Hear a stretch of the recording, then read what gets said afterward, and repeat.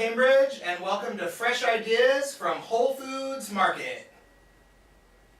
So tonight we're really excited. We have a special show for you tonight. We are choosing cheeses for the holidays. Lots of different kinds and lots of different things to talk about, and lots of different people. It's really exciting.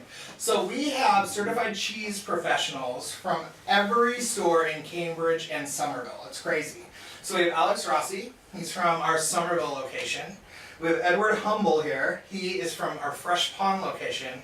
Brianna Clark, she's from River Street. And then Sam Atwood, he is from our Prospect Street location. Hi. Hi everyone. Hello. Hi. Thanks for coming. Thanks for having me. I know, 5 isn't a crowd. We're all right here. We all fit. So we all fit on screen. No, really fun. So, okay, we have a lot lined up today. The biggest thing, let's talk a little bit about what it means to be a certified cheese professional. Maybe just a quick takeaway from each of you about what that means to you, and I don't know, just a little bit of history about yourself, that sort of thing. Let's introduce ourselves. Sure. Alex Rossi, cheesemonger at the Somerville location and certified cheese professional as of this past summer in July. Actually, when I came into the company, Edward here, our good friend, who was kind of my mentor into the cheese industry. I'd come from a wine and beer background. And what I liked about the CCP training is that it really allows people who are curious to dig into the science of cheese, the rich history, and a story that goes along with what you're going to serve for the holidays. Just makes it that much more enjoyable. So that's part of my attraction to being a CCP. All right. Okay, so my name's Edward Humble and I'm the cheesemonger concierge at the Fresh Pond store here in Cambridge. I've joined that store in 1995 and worked specifically with cheese all that time. I became a CCP 2 or 3 years ago. I can't remember exactly when, but it was really interesting course to find out a lot of stuff that we don't deal with from the retail end. So it was really interesting for me, having worked in the industry for such a long time, to learn a lot of new stuff, particularly get to meet the cheesemakers. That was really great. So. That's awesome. My name is Brianna. I've worked for Whole Foods for 11 years. I was in the first class of CCPs when they were just sort of developing the program. Very cool.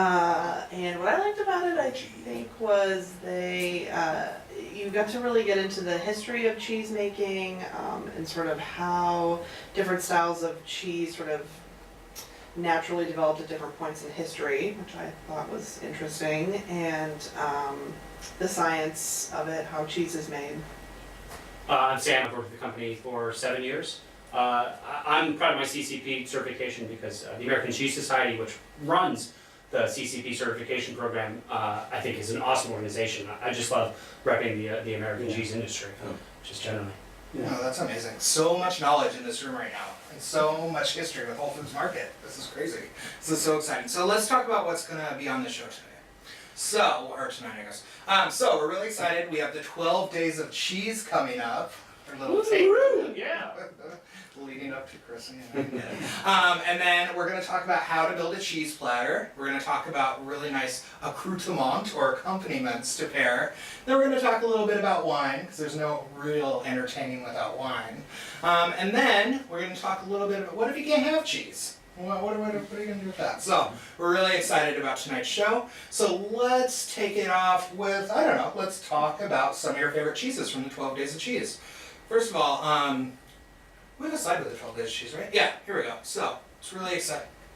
Can we look at the slide really? Oh, there we go. So 12 Days of Cheese, it's going from December 8th to the 19th. A new cheese featured every day in the store.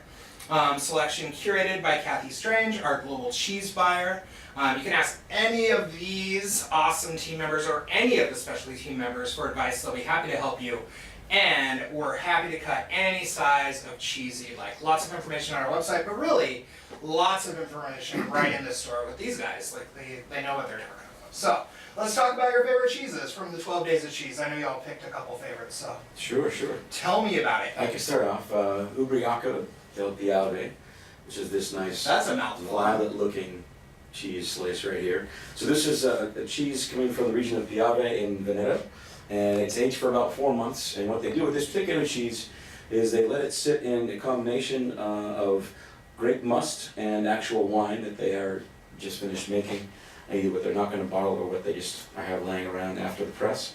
And that gives it a nice sweetness. Piave, if you've had it in another store, other stores of ours, in its other version, aged about 12 months, kind of like a Parmigiano Reggiano. This has got a little bit of a sweet finish to it, so you've still got nice firm texture. But I know my Italian family likes to have wine with most anything. This is a nice cheese that goes well with it. It's gets aged in Merlot, Cabernet, a few other smaller Italian varietals, depending on what's in season when they make the cheese. But a really nice eye-popping cheese for your cheese plate. So there's actual wine that goes into making of This the actually, the cheese. wheel of cheese will sit in a vat of spent pressed grapes Right. and the must. And sometimes the wine itself will also be bathed in the wine. It ages for about 4 months in that state. Oh, that's so cool. Yeah. Talk about a natural pairing, right? The word ubriaco means drunken, so you may have seen drunken Ubriaco. goat cheeses on our shelves. You may just like red wine. It might be a nice bridge for you into your cheese plate. There we go. That's a word that I need to memorize. I'm learning so much. All right, Edward, what's your favorite cheese for the 12 Days of Cheeses? Well, I mean, I like all these cheeses basically, but I mean, one I'd like to talk about, this one here from my homeland in England. This is Montgomery's cheddar, considered by the experts to be one of the 2 best cheddars in the world. Well, considered at least by you. No, well, He said experts.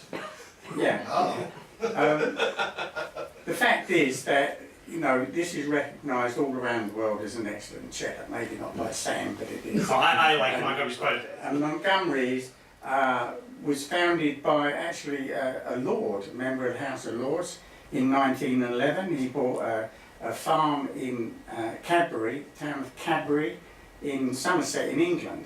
And nowadays his grandson, Jamie, is still producing that cheese. This is what's known as a cloth-bound cheddar.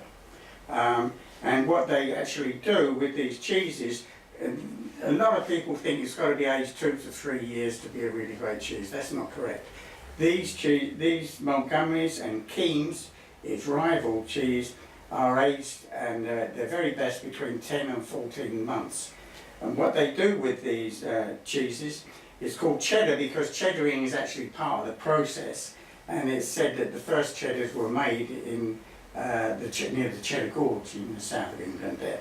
So what they do with this cheese, when they form the actual cheese itself in the moulds, they take it out and they smother it with butter. Used to be lard, can't go wrong with but that. nowadays it's not, it's butter. They rub the cheese all over with butter and then they wrap it with cheesecloth. They put normally about 3 layers on it and they make a cap with it as well. And then they'll age that in the correct environment, which is normally a cave-like atmosphere. And that will be aged up until about 10 months. And we get this from Neal's Yard Dairy, which provides most of Whole Foods English cheeses, certainly the really great farmhouse cheeses. We are their largest customer in America. So that's Neal's Yard Dairy. And this is a really great cheese. The profile, the flavour profile, is grassy, it's buttery. Getting towards the rind, it's distinctly nutty. And one of the flavour profile descriptions they use is that it's brothy. Okay?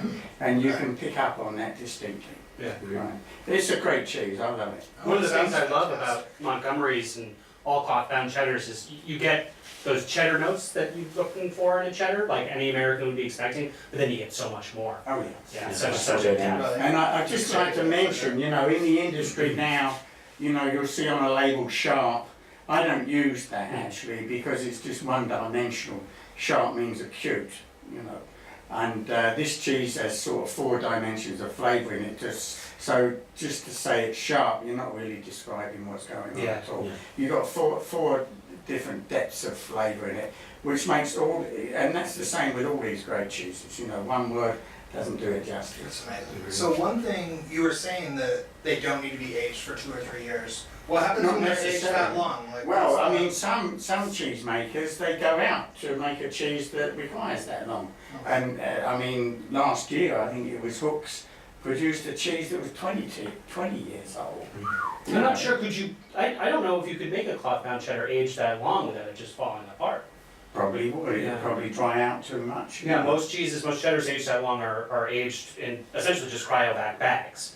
so they've been sealed in Yes, plastic. that's right. To keep them No, together. Which isn't to say anything bad about Yeah, them. they're known as block cheddars, you know, but Do they just get harder and like the flavor profile is Yeah. more intense? Or Yeah. it's more, Essentially, Well, they get I or mean, not necessarily? some are, no, not necessarily, some 5-year-old cheddars don't have the flavour, That the this depth of does. flavour that Okay. this does, you see. So you have to know. But how you've long to also age got these the, cheeses. you've also got the terroir, you see, you've got the area where the farm is, the richness of the soil, you've got the breed of the animal, which is very important. You've got what they feed on, you've got the amount of rain, you know, the weather in general, All those all factors. has an effect, just like it does with wine, isn't it, Brian? Yeah. Talk about taste of place, huh?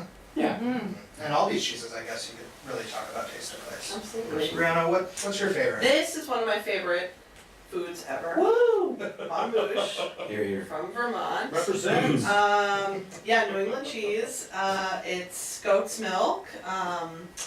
And what they do with this cheese, little disc, what they do with this cheese when they cut the curd, they want to retain sort of a lot of moisture here. This is a really soft cheese, a soft ripened cheese, which means it ripens from the outside in. And they want to retain a lot of moisture in this cheese, so when they cut the curd, they don't want to drain all of the way away. They only want to drain some of it away, so they very gently hand ladle it into a little disc mold. And then they sprinkle it with poplar ash and geotrichum, which makes this brainy like, well, you can't see that, but it makes cheese often looks like a little has a little rind that looks like a little brain, and that's geotrichum mold. And both of those things, the poplar ash and the mold, help in the aging process, and they help to keep other bacterias and molds away. So that cheese is really soft, runny, really bright and tangy because it's goat's milk, kind of citrusy. It's my favorite with like a little bit of olive bread and a little bit of honey. Love it. So it's something really like gooey, like Yeah. goosey Yeah, cheeses. and it's based on the original cheese that they based this on was a classic French cheese called Celle-Soucheur, That's right. Okay. yeah, from the actual village of Celle-Soucheur. And I mean, we still do buy some of the cheeses from that area. We just But had some of those. this cheese at Vermont Creamery, they have a French cheesemaker there actually, and she perfected this, and it's a really great version. But the original was raw milk, and this is pasteurized. So. Vermont Creamery is a fantastic company too. They do all sorts of stuff. Yeah. Just won a few big awards at the World Cheese Awards. Oh, too. yeah, I think yeah. Vermont won. Oh, really? Yeah, for Super Gold. It was one of the few American cheeses that won That's Super Gold awesome. this year. Yeah. We've been So working close with to them us. over 20 years. We've been working with them. With Vermont Creamery. Yeah, yeah. Delicious. All right, Sam, you're up. I'm going with the Aqua on this one. You can tell from its nice bright orange rind there that that's almost a warning symbol. It's what's known as a wash rind cheese, so it's going to be nice and pungent. Wash rind means that as it's aged, they wash it in something. In this case, it's Market Bourgogne. It's a wine.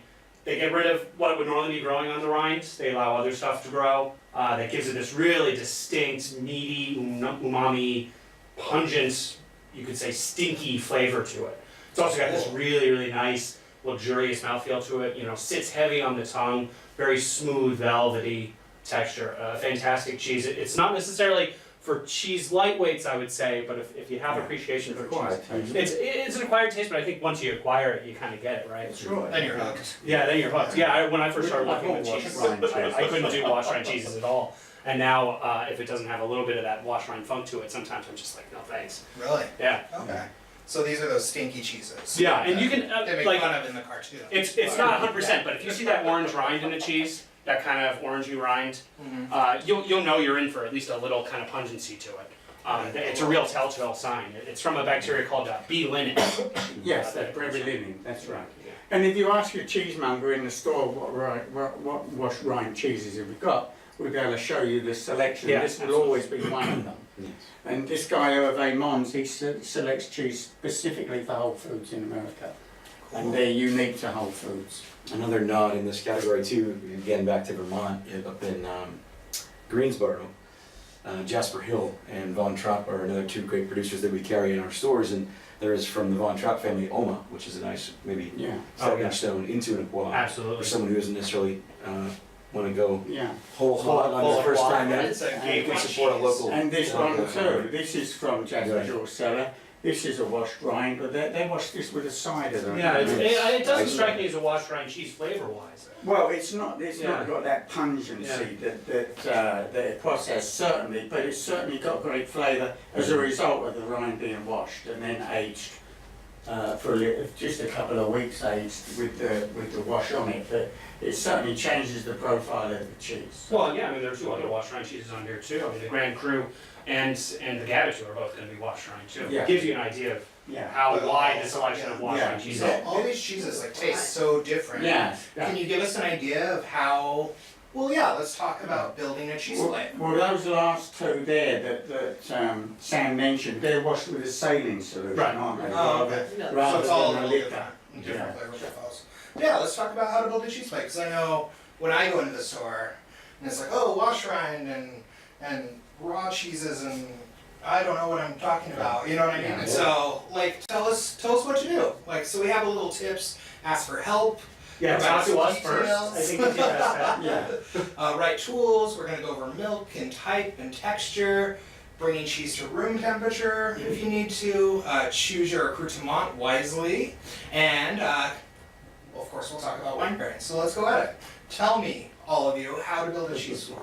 How to build a cheese plate. Yeah, I think to play off the big theme we all echo is that it's a dialogue. As far as the folks who have spent perhaps an inordinate amount of time thinking about cheese and cutting cheese, and tasting cheeses, we want to know what you guys are looking for from your holiday experience. And there are a coffin case full of cheeses, racks full of cheeses in all of our stores. But we want to know from you, what is your favorite cheese? What's the last cheese that you really liked? Give us a place to start and let us know what your audience is, and we can help guide you through, because you know your palate. And we know our cheeses, and we'd love to find a way to kind of blend those two things together and give you a nice spread for the holidays. One of the things I would say is, I got these only recently, but having a little set of knives, which maybe you can't quite see until close up, have a knife for each cheese, maybe invest in a smaller or larger wood cutting board, which for nice presentation purposes. That's right. This is actually, That's a nice cutting board Whole right there. Foods here has got a relationship with some young people who are trying to make a change, and they're, as part of their turning over a new leaf, they're making these beautiful cutting boards for Whole Foods. But we also carry different knives and different tools of the trade, because there are some cheeses you just want to plain a little piece of the cheese and have that be your taste. You don't need a big chunk like you might a cheddar for your serving needs. Okay. As far as the selection, I always ask my customers, you know, are your guests adventurous? You want to find out how many Yeah. people it is. And if they say 8, well then I normally recommend 4 cheeses. That would be a cow, goat, sheep and a blue cheese, right? And they might say, well, we don't like blue, and they're fine. And so we work together on And it. that's okay. We want to find, You don't have to like blue. yeah, we want to find what's good value for them. Right. Some people base their selection on the value of it. Others, you know, they want cheeses that none of them have had before. Yeah. You see. So, and we've got great selection of cheeses. I mean, they're just some of the best cheeses in the world, you know. What I particularly do nowadays is emphasise the fact how many great American cheesemakers there are now compared to when I started over here in 1995. I had maybe half a dozen that I could recommend. You know, I used to teach classes and I joked that it was 6.5 minute class, the American cheese. But now, I mean, we've got over Now there's so 1,200 many more. cheesemakers, Yeah. and they're competing worldwide in World Cheese Awards. So I always try and feature some of the American, like we just mentioned here, the Bombouche, that's a tremendous cheese. Andy Hatch there, Andy Hatch there makes the Pleasant Ridge Reserve, the Humboldt Fold, one of the most popular goat cheeses we sell. So, Absolutely. you know, I work on that basis, introducing customers now to those. And we also mentioned the Jasper Hill Cellars here. They have a great selection of cheeses, and you know, we sell a lot of their cheeses. We promote that. Absolutely. And then let's talk about accoutrements and what. So we talked about like having a variety of cheeses. What do you guys think for like pairings, wine pairings, and for like nibbling pairings? Yeah, I mean, as far as pairings go, don't be afraid to experiment. I mean, some of my favorite pairings that I've ever done have been ones that have just kind of come from having two things on hand that I just kind of randomly put together. So like Okay. chocolate and blue cheese is one that I would have never expected to That's go. so weird. But it worked. I did a Justin's peanut butter cup and Roquefort, and it was delicious. Really? So that's one thing to think. But you know, Who knew? there's always going to be your standbys. You know, Like a fresh salmon. fruit is always going to be great. Any kind of like fruit spread, like a membrillo, which is quince paste, the sour cherry spread, they're going to be fantastic. Sweet and cheese always goes together. You want to have a little bit of salty on your plate, so like this is a bacon marmalade, which is a really unusual but fantastic product. A few olives are going to be great. I really like these. Caramelized Oh, yeah. pecans on like everything I do, every single cheese that I've ever made. And honey. We were talking. This is a black summer truffle. Oh yeah. It's That's your favorite? yeah, it's extravagant, but it's great. We were talking earlier too about people not liking blue cheese. I have introduced more and more people to liking blue cheese by just putting a touch of honey. Yeah, blue cheese. Yeah. Yeah. Absolutely. But this, I'd like to get back to this, the bacon marmalade, which is, pretty sweet, but it's also savoury. So, if you've got a good selection, and you've got some jams already on the sweet side, it's always best to add a bit of savoury as well, because then you've got that sweet salty combination that makes the plate more interesting. Just be careful when you're building your plate. Don't be careful what you're putting on your plate and not putting on your plate. You know, fresh fruit, sliced charcuterie, stuff like that. That's going to be great. Jams you might want to put aside. Honey you might want to put aside, just because you're going to make a mess. If it's going to be sitting out for more than 20 or 30 minutes, don't try and do it like they do in a restaurant where they're expecting you to down it in 20 minutes. Right. It's probably going to be something that's going to be picked And at. so, Yeah. Yeah. Always leave the cheeses out. I always recommend at least an hour Yeah. out of refrigeration before your event. That way the fat comes to room temperature. It's the fat that has all the flavour, and so the aroma will be released, the flavours will be released. You'll be getting the maximum out of your cheese. and then your guests won't be able to leave that cheese board. Now, let's not forget about wine. So, Brianna, the River Street store is the store you go to get wine. So let's talk about some of those wines that you have at River Street, Brianna. Great, these wines are all on some of our holiday wines. One of the things that I do when I thinking about wine pairing is juxtaposition. You want something that is going to sort of complement, but not sort of drown each other out. So kind of equal, thinking about equal flavor weights, if that makes sense. Oh, that makes sense. You want something that overwhelms either, right? Yeah, exactly. But the one thing to know is there's no rules in food pairings, cheese pairings, wine pairings. It's your preference. It's what you like. So if you know you love Beaujolais, Nouveau, ask your cheesemonger what cheeses would go with that. The cheese that actually, we're gonna talk about that one. Sure. A lot of times, like Brianna was saying, if you have a wine that you like and you're going to serve, we could help you pick out the cheese. That's more often the case that you're coming in for cheese, you've already got some wine, perhaps Thanksgiving left over, like a Beaujolais Nouveau. This is a great jammy, big fruity wine, and the Gabito would be a great cheese to go with that. And that will be part of the 12 days, so it'll be one day. Well, that will be the cheese you'll want to pick up if you're in our store. That would be an excellent pairing. And I'd like to mention about the Montgomerys again. This comes from Somerset in England, where they make a lot of local cider there, and it's known as Scrumpy. And it's very rough cider, it's dry, rough, actually has pieces of apple floating in it, and it's very, very strong. But they drink this with the cheddars, and it's an ideal match, really is. Yeah. You can also have an India Pale Ale with it, or a glass of bitter. It matches very So yeah, you well. can do ales and cheeses and wine. Well, let's talk about that bubbly over there, because I know that's one of my Great. favorite wines.